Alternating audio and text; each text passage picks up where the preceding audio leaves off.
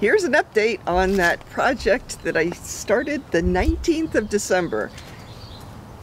There was one of our Angie plants that had flowers, and then a dominant part of the plant looked like it was about to flower. So I wanted to do a little experiment on the impact of flowering on your success in grafting. So basically I cut the Scion that was flowering and knocked off those flowers, and then I cut the other Scion which I thought was about to flower.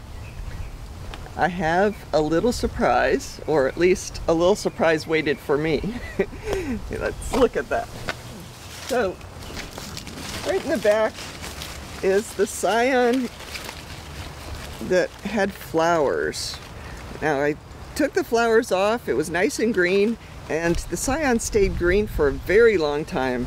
It was only a few weeks ago that it turned brown. So there just wasn't enough food stored in that Scion to make it grow in a couple months. I mean, this has been since the 19th of December. So that was a sad thing. Right next door, this is the Scion that I thought was going to flower, and surprise, we have leaves, and we're actually just finished the second growth flush.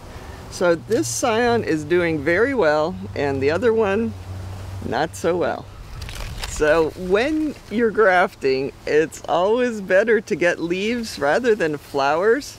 A lot of times Scions that flower once you've grafted them will eventually take.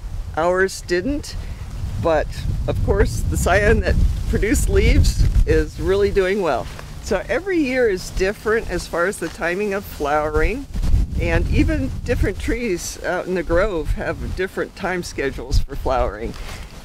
If you start seeing flowers on a particular tree, try to be patient and wait until the tree has finished flowering before you get Scions. That's one of the reasons that we really don't encourage grafting in the late winter and early spring. So most of our plants have already put out flowers, so I'm feeling like it's a pretty good time to start grafting again. In fact, I think this coming Saturday we're going to start the Scion of the day once again.